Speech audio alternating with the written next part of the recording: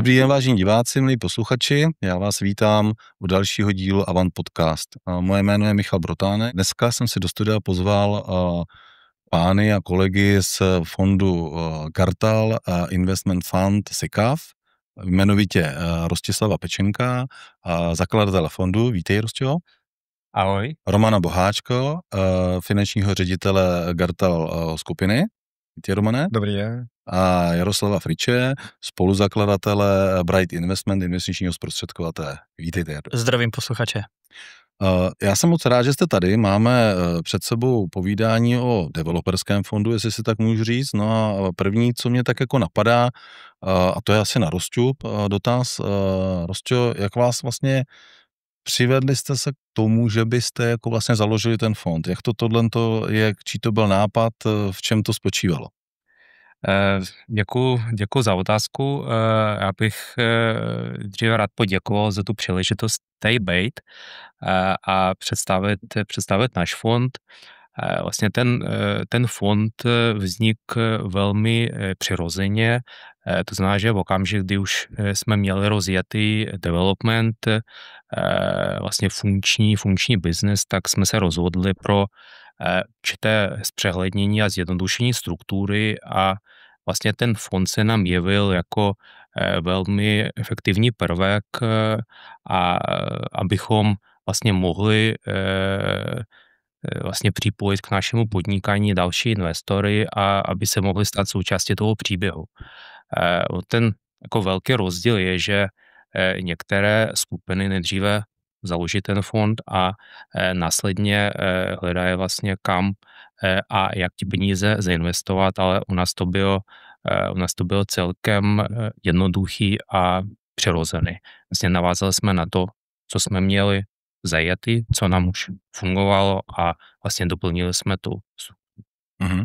Romane, vy jste se připojil k fondu loni, jestli se nepletu. Co byl ten hlavní motiv se připojit ke Gartal?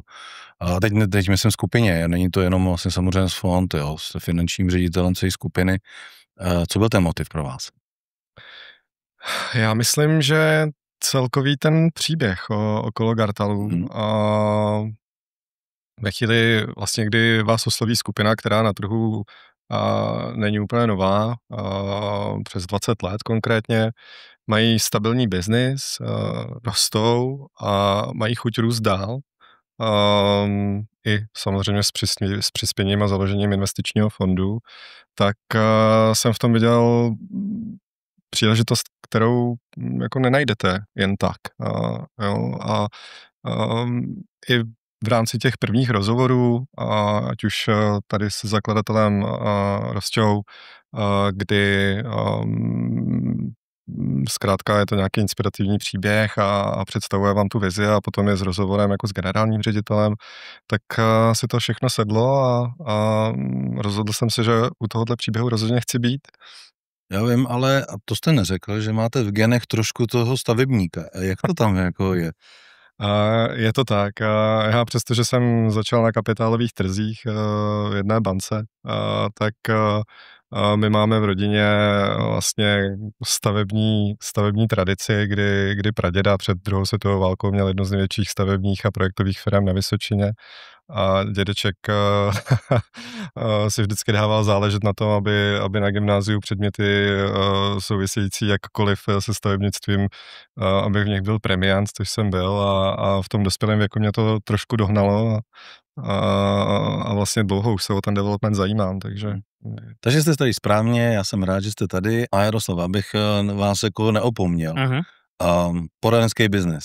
Jak jste k tomu vlastně přišli? Proč jste zakládali Bright Investment? Jak je vlastně tohle, aby posluchači věděli?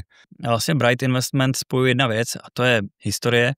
My jsme všichni jako bývalí ex-bankéři, jsme bývalí privátní investiční bankéři a ředitelé a vlastně po ty leta, co jsme byli bance, tak jsme se naučili nějakou úctu a respekt ke klientovi a vlastně vážíme si těch vztahů, které máme dlouhodobě. Někteří klienti mě investují třeba 10 let a s tímhle závazkem vlastně vstupujeme i do toho nového vztahu s tím novým klientem.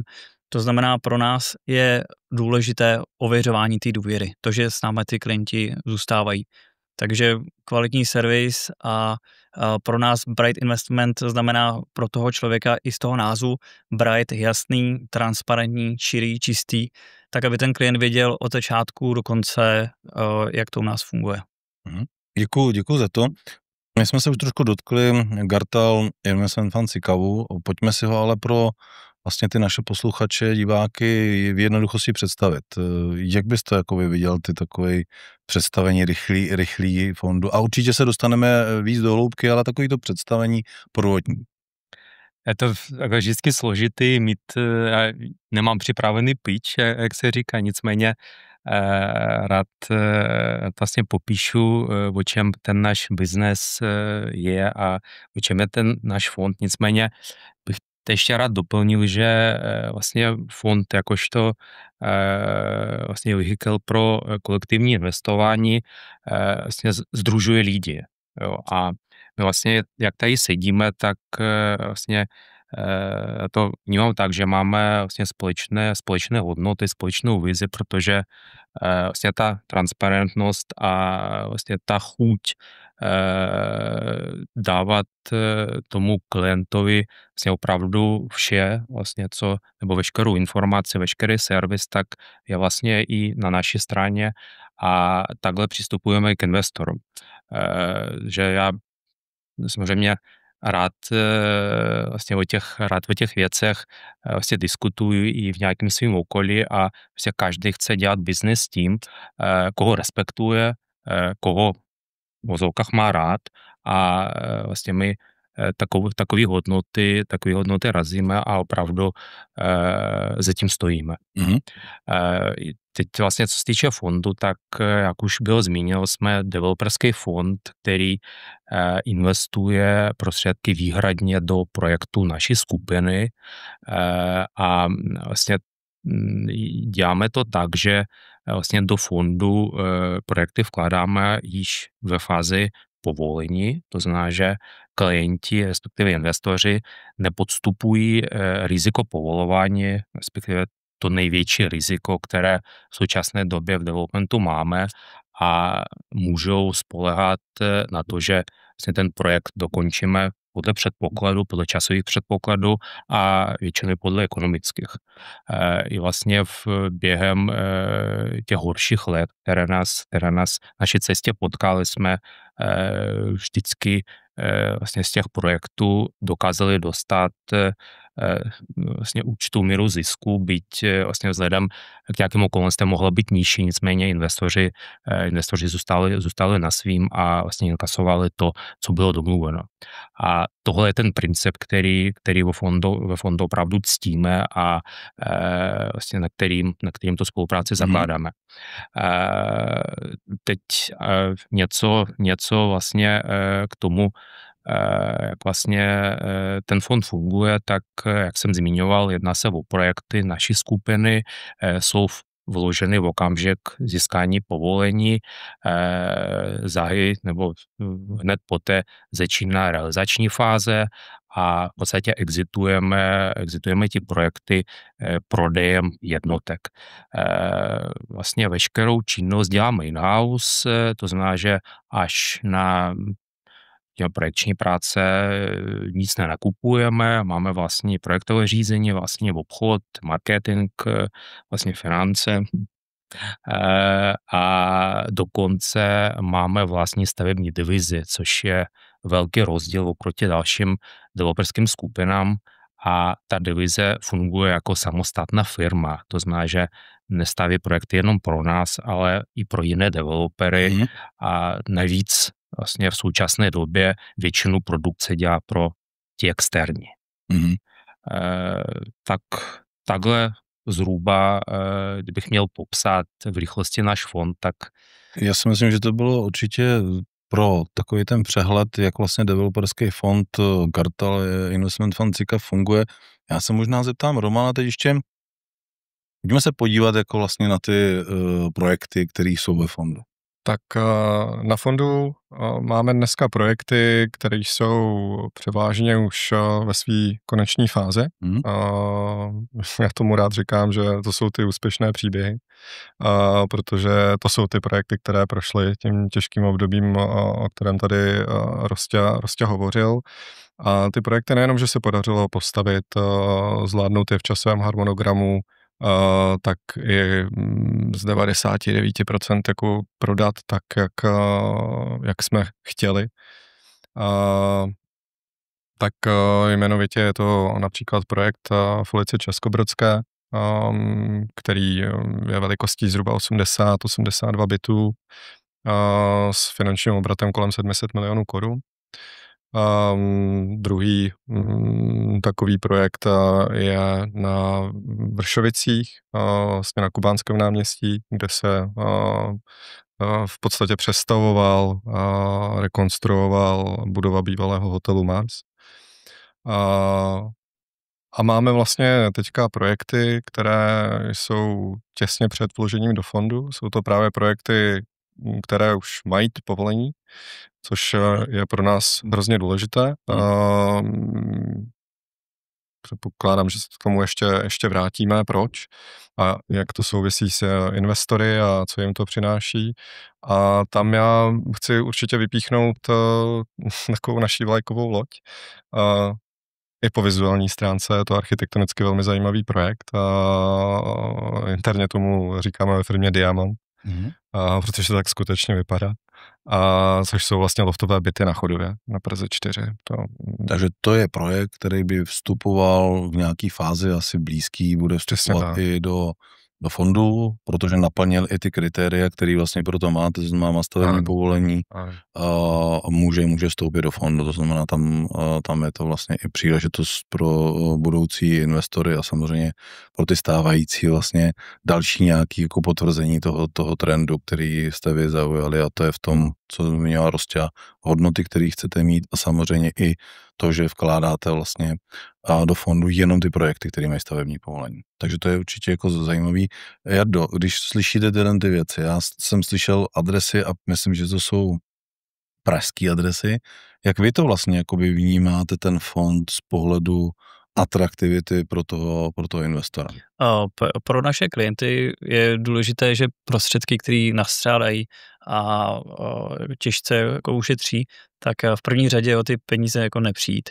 Což pro nás jako nemovitostní fond je taková investiční kotva. Je to vlastně nástroj, kde dokážeme dlouhodobě porážet inflaci a zároveň díky tomu, že Gartal má vlastně dlouhodobé zkušenosti s developingem a díky tomu, že vlastně staví v Praze, díky tomu, že má rizikový profil jenom 3 a díky tomu, že tam má i velký jako svůj kapitál, tak to je vlastně pro klienta ta investiční kotva, tam, kam se nebojí vložit ty prostředky a nechat je tam dlouhodobě kvalitně zhodnotit. A určitě dobrý, jenom zmiňovali jsme ten rizikový profil, měli bychom možná trošku víc, jako vlastně co to je. Je to nějaký souhrnný rizikový index, který se vykazuje vlastně, řekněme, škálovatelnosti investice jako takový, to znamená, když si vezmeme, tak pojištěný vklady v bankách jsou pravděpodobně 1 a respektive státní dluhopisy český s nějakým ratingem také, ale pak můžeme mít až 7, které jsou vysoce rizikové akcie, řekněme, nějakých menších firm, které třeba nemusí být na burze. Jo? To znamená, tady jsme i díky tomu a dlouhodobosti toho fondu, to znamená 5 let a více jsme se vlastně jako dostali až sem, což je jako určitě významný. A vy vlastně podle toho můžete ty klienty profilovat, což je určitě dobrý pro ostatní kolegy z těch poradenských sítí vědět, že Gartal patří vlastně tady mezi fondy s trojkou. Myslím si, že tohle je jako zásadní vlastně s každým klientem projít ten jeho rizikový profil. On se může i v čase měnit, to znamená, když je starší, tak naopak třeba ten profil klesá. Naopak, když je mladší ten klient nebo má více zkušeností, tak zase může růst. Takže je potřeba tohle komunikovat s klientem a já jsem moc rád, že máme v nabídce i vlastně investiční nástroje, které jsou takhle málo rizikové. Super. Pánové, zmiňovali jsme, Roman zmiňoval ty jednotlivé vlastně projekty, které jsou ve fondu, zmiňoval i který projekt vlastně by tam mohl vstupovat. Když se podívám obecně, mluvili jsme o Praze, je to určitě, řekněme, jeden z parametrů, kam vlastně chcete se pouštět, ale ta investiční strategie, jak vybíráte ty projekty, ať už do skupiny prvně a pak samozřejmě se můžou vlastně dostat do toho fondu, jak vlastně tohle to děláte, jestli trošku můžete poodkrýt tu pokličku té vaší, řekněme, kuchyně, aby se i vlastně ostatní dozvěděli, jak tohle to probíhá. Tak já si rád vezmu slovo. Mhm. Vlastně, jak se říká, u nemovitostí jakýhokoliv druhu, tak nejdůležitější je lokalita a takhle to vlastně vnímáme. V České republice je jen několik měst, které vlastně dokázaly růst stabilně během vlastně horších období a jedním z těch měst je Praha. Vlastně v současné době se soustředíme jenom na pražské projekty a vlastně naše standardní velikost je od nějakých 100 bytů vejš. To znamená, že se vlastně soustředíme na středně velké a větší projekty, u kterých vnímáme, že to riziko je výrazně nižší než u projektů malých, u projektů nestandardních a řekněme u projektů, které nejsou v tom mainstreamu. Takže za nás je určující velikost, lokalita, vlastně stav toho projektu, to znamená, že nejdeme do pozemku, které vyžadují změnu územního plánu nebo jaké složitější povolování, protože vlastně i tak ten proces získání povolení není úplně jednoduchý a nechceme si ho stěžovat.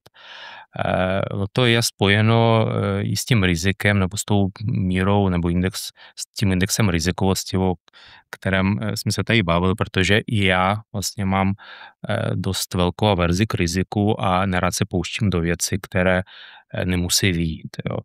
To znamená, že abych odsouhlasil nákup pozemku, tak já tam nemůžu mít žádné otazníky, nemůžu mít žádné nezodpovězené dotazy a vlastně due diligence musí vlastně vyjít bez větších výstrah a red flagu.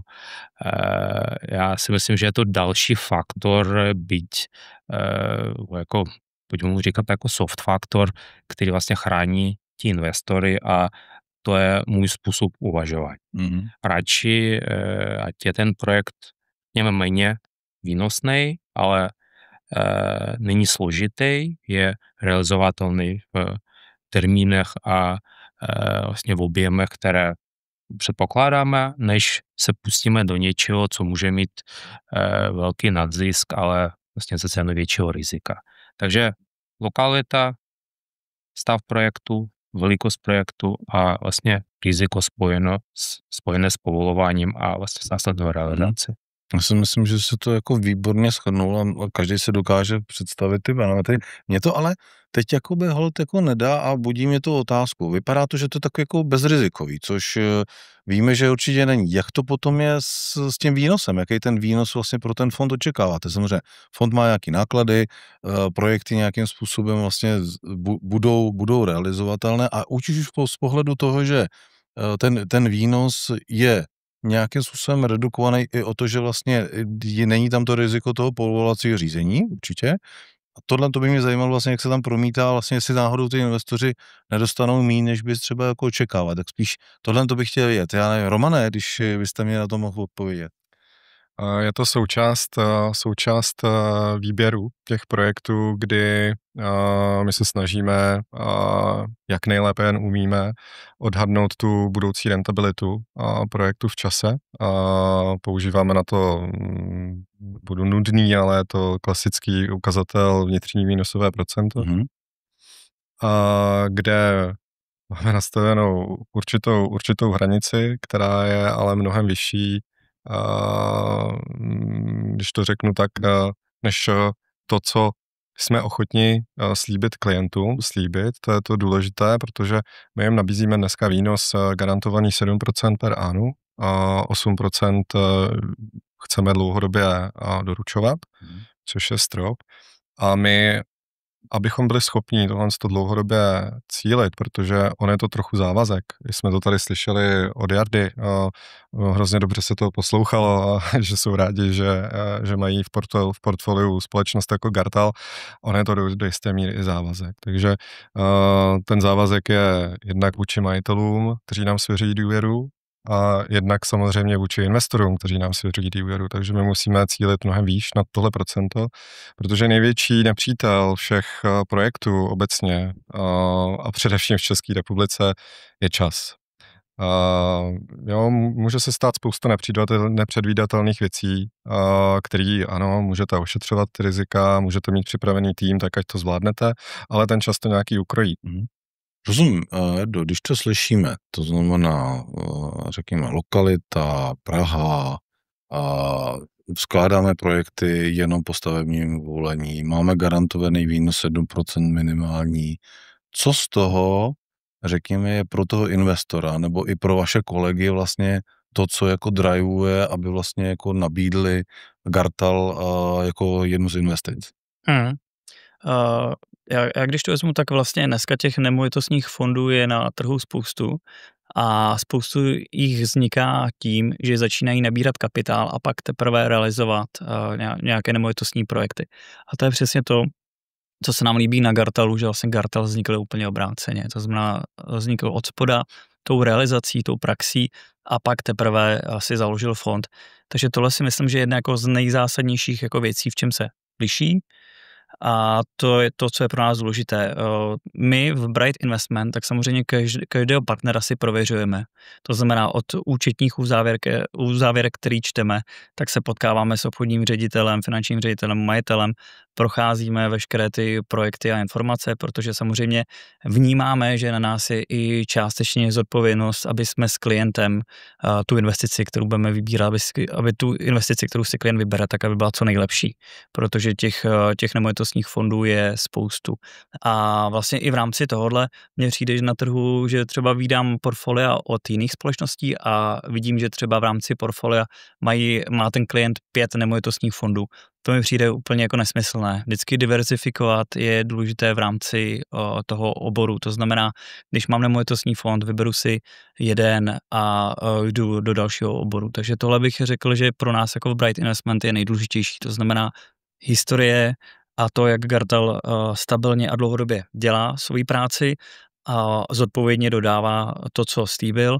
A druhá věc je ta samotná diverzifikace. To znamená, nikdy ten klient nemá 100% v Gartalu a zároveň ale nemá 50% v Gartalu a 50% v jiné nemovitostní společnosti. Takže tyhle dvě věci jsou pro nás jako zásadní. Opravdu ty portfolia stavět individuálně a do šířky. Úplně mě čte myšlenky, já jsem dlouhodobý propagátor diverzifikace, takže já jsem rád, že to tak jako děláte a určitě pro ostatní kolegy z toho poradenského biznesu, prosím, dělejme to. A ta diverzifikace jak v typu aktiv, sektorově, geograficky je důležitá, takže tak to dějte. Takže děkuji za to, že to tak je, ale my jsme si povídali hodně o investiční strategii, povídali jsme si hodně i o těch projektech, které tam jsou, vlastně jakým způsobem to vlastně jako děláme a vkládáme v fondu. Pojďme se teď trochu podívat na fond jako takový. To znamená, je to fond kvalifikovaných investorů, je to developerský fond, ten jsme si relativně dobře popsali, ale teď možná k těm parametrům toho fondu. To znamená, Roman už zmiňoval, co nabízí, jak to nabízí, ale samozřejmě je důležitý pro ty investory i vědět, kdy se dostanou k těm penězům, jaký je investiční horizont a tak dále. To znamená, jestli můžete doma vy a potom třeba Jarda i tohle to zmínit. Určitě. Vychází to hodně z toho, jak my vlastně o tom biznesu přemýšlíme, o těch horizontech, ve kterých vlastně vše realizujeme. Tudíž se nechci jenom motat kolem daňového testu, který je standardní v České republice zatím stále 3 roky. Musíme zmínit, teda doplňuji, je to daňový test pro fyzické osoby v rámci kapitálových výnosů v rámci investic do cenných papírů. To znamená, to je důležité asi ještě doplnit, aby to kolegy nemátlo v rámci toho, takže fyzické osoby, jasně.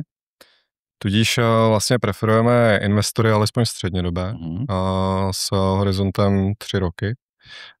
kdy vlastně od uplynutí této doby je už potom možné si na zhodnocení a na prostředky sáhnout bez sankcí.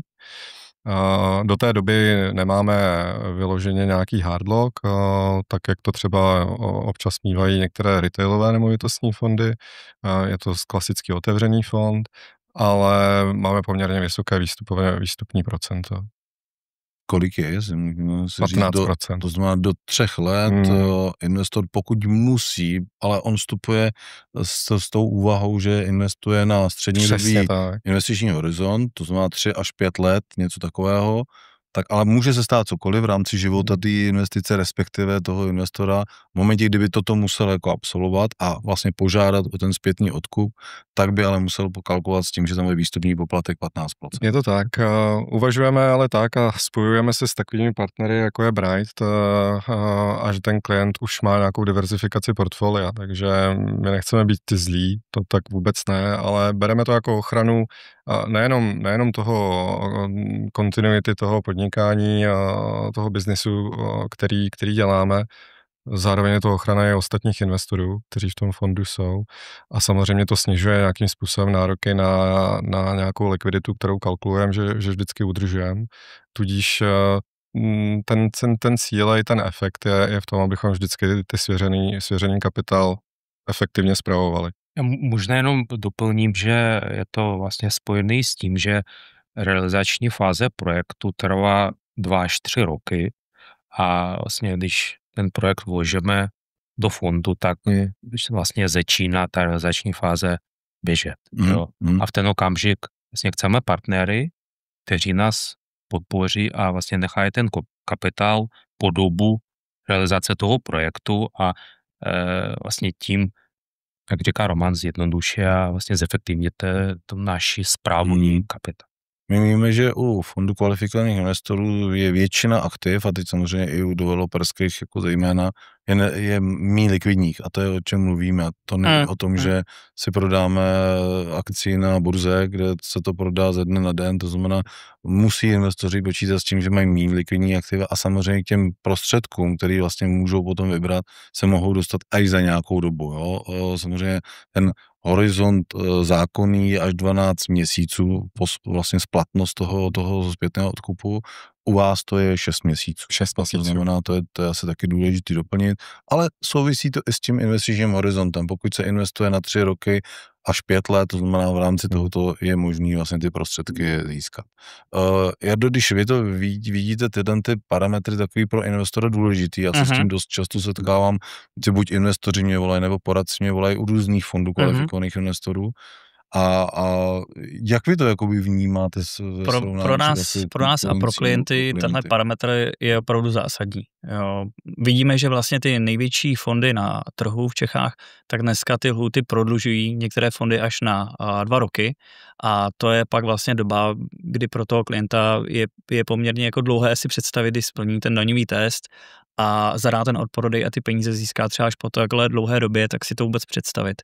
To znamená pro nás to, že Gartel to má takhle transparentně dané na takovouhle krátkou lhůtu, tak je pro nás velice výhodné, protože jak jsme se bavili o té investiční kotvě, většinou, když se něco stane v rodině třeba nebo s penězi je potřeba něco uhradit, co člověk jako neplánoval, tak těch 6 měsíců je poměrně krátká doba a dá se to dobře naplánovat. Takže pro nás tohle je základní kritérium a byli bychom rádi, kdyby více fondů se doslova opičilo po Gartelu a mělo takhle jako pěkné a transparentní podmínky k tomu vypořádání.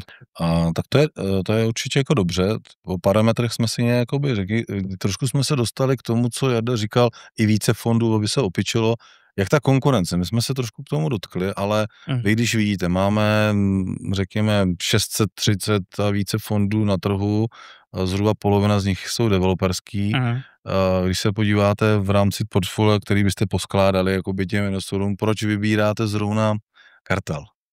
A možná se budeme opakovat, ale to nevadí, můžeme. Je to nějaká srovnávání vlastně s tou konkurencí. Vlastně já jsem to teď vlastně naznačil vlastně před chviličkou a to je vlastně ta transparentnost a ta poměrně rychlá likvidita, protože samozřejmě bavíme se o nemovitostech, takže všem nám i posluchačům je jasné, že když někdo koupí nemovitost nebo pozemek a začne na něm stavět, takže to všechno trvá nějakou dobu. To znamená, všichni přemýšlíme o nějakém střednědobém horizontu. Na druhou stranu ten klient, většina klientů potřebuje vědět, kdy ty peníze dostane, když zadá ten odprodej. To znamená, já co vnímám jako pozitivně u toho Gartelu, že po těch 3 letech opravdu bez jakýchkoliv sankcí můžu odprodat ty prostředky a rychle je mají jako nazpátek. A když to vezmu, tak pro mě je i důležité to zaměření skupiny. To znamená, vidíme, že máme třeba nemovitostní fondy a nakupují různé typy nemovitostí, což mi přijde tak jako zvláštní, že sem tam koupí kancelář, sem tam park, sem tam něco jako vystaví. A to pro mě jako není jako pro klienta vlastně moc transparentní. Pro mě je důležitý, když ta skupina umí jednu věc a dělá ji vlastně dokola. Vlastně umí tu věc dělat opravdu perfektně. Tak tam i vidím já jako klient, jako poradce menší riziko. Takže to je vlastně to, co dneska vnímám u Gartelu, že vlastně nevymýšlí nic nového, protože pak zjistíte, že některé nemovitostní skupiny, kromě toho, že dělají nemovitosti, tak najednou nakupují nějaké indexové fondy, nějaké spekulace a tak dále a vlastně vy jako klient si říkáte jako proč a samozřejmě v tu chvíli ten rizikový profil roste a ta rizikovost je mnohem větší, i to nebezpečí návraty toho kapitálu. Takže a když bych to vzal, tak tohle se mi líbí na Gartelu, že opravdu nevymýšlí nic jiného, ale dělají prostě ten svůj obor. Takže to je pro mě a pro klienty zásadní. Porovnali jsme trochu fond a fond. Vy, pánové, jak vy vnímáte jako skupinu Gartel a konkurence? Teď opravdu skupinu Gartel vím, že se lehce pouštíme na tenký let, nebavíme se teď o fondu, ale o developerovi, o relativně úspěšným developerovi tady vlastně na pražském, řekněme, lokálním trhu, ale jak to vy vnímáte, to srovnání s tou konkurencí? Děkuji za otázku. Já vlastně bych ještě rád vlastně doplnil to, že někdy před 15 lety jsem dostal jednu radu, ať vlastně dělám to, co mě baví a to, co dělat umím. Vlastně od té doby se nepouštíme vlastně do nějakých dobrodružství, vlastně děláme residential development, děláme Prahu a vlastně stupňujeme velikost projektu, což vlastně vnímám jako jedinou možnou cestu, vlastně, kdy můžete bezpečně a udržitelně růst. A tohle je ta filozofie. Kdybychom si třeba chtěli vyzkoušet jiný druh developmentu, kanceláře, logistika, tohleto, tak ano, je to sice development, ale úplně jiný obor, jsou tam jiná pravidla, nemáme tam to know-how a představte si, že bychom vlastně přišli za investorem, že my tuhle věc neumíme, ale vlastně chceme za vaše peníze to vyzkoušet. Tak to už je plně jiný příběh, než o čem tady mluvíme. A vlastně takhle tu skupinu vnímám já, že my jsme za ti léta, co děláme ty rezidenční projekty, to umíme neli perfektně, ale velmi dobře a vlastně chceme to know-how a ti zkušenosti vlastně přenášet na nový projekt a dělat je ještě lépe. Když vlastně nás porovnám s jinýma skupinama, tak samozřejmě nejsme jako jediní kdo tu filozofii má, nicméně my jsme v tom velice konzistentní a vlastně nehledáme jiné trhy, jiné příležitosti, protože vlastně mě se občas někdo zeptá, jestli je v Praze dost pozemku. Ano, v Praze je dost pozemku. Jenom někdo vlastně ti pozemky neumí vyhledat. Jo? A tohle je vlastně to důležité, že když vlastně to dělat umíte a když vám to jde, tak nepouštějte se do ničeho jiného. Jo? To vlastně ti investoři ani vlastně kolegové neocení. Tak možná trošku emotivně, ale snažil jsem se o vlastně popis té filozofie, nebo nestínit té filozofie, jakou ve společnosti máme. Samozřejmě vlastně rád bych doplnil, že kromě té developerské divize, kterou už máme jako skoro 20 let, nebo přes 20 let, tak máme stavební divizi, která staví projekty jak pro nás, tak i pro jiné developery. To je velice úspěšná, taky roste. Dále součástí skupiny je investiční fond a vlastně nadační fond, vlastně v rámci kterého podporujeme vlastně několik organizací, neziskových organizací a myslím si, že vlastně i ta dobročinnost vlastně k tomu podnikání patří. Není to jenom o číslech, o zisku, ale o tom, co vlastně pro ten svět děláte, aby byl lepší. Romane, v tom developmentu se pohybujete, říkal jste, že jste musel na škole už být premiant, aby jste cokoliv, co souvisí se stavebnictvím, uspokojil vašeho dědečka. A od té doby, co jste se připojil ke Gartalu, jak vnímáte tu odlišnost oproti ostatním? Já možná odpovím trošku obšírněji. Spíš asi to, jak já dneska vnímám vůbec ten developerský trh, převážně v Praze, kde se pohybujeme. Tak když si to vezmete, tak tady vlastně máte pár dominantních, opravdu velkých hráčů, který nějakým způsobem určují směr. Ať už je to v trendech, co se staví poměrně vhodně a často umí řešit i to načasování toho trhu. A všichni ostatní se snaží nějakým způsobem konkurovat a nějakým způsobem kopírovat. A teď to nemyslím zle. Snažím se říct, že vlastně to konkurenční prostředí u nás je poměrně zdravé.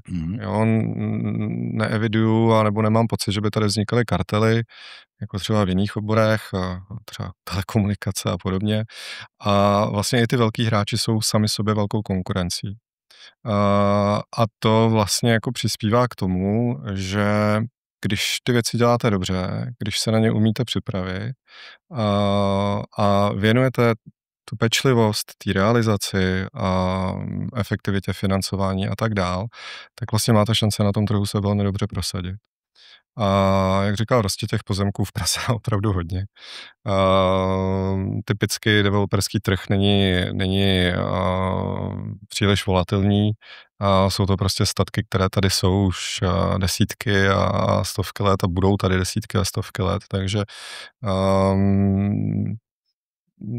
neřekl bych, že vnímám nějakou jinou firmu jako nějakou naši silnou konkurenci.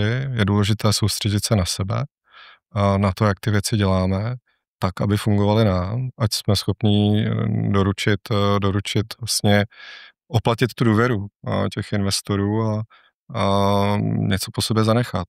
Takže asi spíš takhle odpovím. Já si myslím, že určitě pro diváky, posluchače zajímavý. My jsme se bavili o strategii, bavili jsme se o parametrech fondu, o filozofii, vlastně, jakou k tomu přistupujete. Rostě, teď kdyby si měl, řekněme, oslovit diváky, posluchače, proč jít s váma investovat, jak bys vlastně, řekněme, ten fond nebo tím fondem upoutal. Jak by to mělo být? Mělo by to nějaký shrnutí vlastně tohoto našeho podcastu. Jak bys to jako udělal? Tak já bych to možná vlastně, než to celý zhrnu, tak bych vlastně něco řekl o té budoucnosti, vlastně kam míříme, co chystáme, byť vlastně to nejsou věci, které jsou v tento okamžik pod fondem, ale vlastně ať posluchači chápou, kam se chceme dostat, který projekt chceme dělat, jak je chceme dělat. Tak vlastně nám první, co chci zmínit, tak v současné době připravujeme projekty vlastně s objemem přes 2000 bytů, znamená někde na úrovni 15 miliard korun. Jsou to projekty, které budou vloženy do fondu po vlastně získání povolení. jsou to menší, větší pozemky v několika lokalitách, které vlastně budou postupně vycházet. Připravujeme vlastně na to i ten tým, protože předpokládáme, že v objemy jako výrazně porostou. Naším cílem je dostat se na objem 500 bytů ročně v průběhu 2 až 3 let a jako pevně věřím, že vlastně ten vnitřní závazek splníme v tom kratším horizontu a samozřejmě vlastně rádi pozveme i vás, vážení posluchači, abyste se stali součástí toho našeho příběhu, protože větší projekty vyžadují větší kapitál a vlastně bez vaší podpory se neobejdeme a pojďme to dělat spolu a pojďme ty věci dělat kvalitně, efektivně a vlastně výhodně pro všechny. Já si myslím, že to byla pěkné a vlastně řekněme takový ukončení toho našeho povídání. Já jsem moc rád, že jsem tady měl Rostislava Pečenka a zakladatele Gartal Investment Fundu SICAV. Děkuji, Rosti, že jsi přijal pozvání. Romana Boháčka, finančního ředitele skupiny Gartal. Děkuji, Romane. A Jaroslava Friše, spoluzakladatele Bright Investment, investičního zprostředkovatele. Děkuji, Jardo. A vás, milí diváci, pozvu k dalšímu dílu našeho Avant podcastu. Budeme se těšit příště na viděnou, naslyšenou. Nezapomeňte se přihlásit k odběru našeho podcastu, aby vám neutekl jakýkoliv z našich fondů. Díky a na viděnou, naslyšenou příště. Naschledanou. Díky, naschledanou. Naschledanou.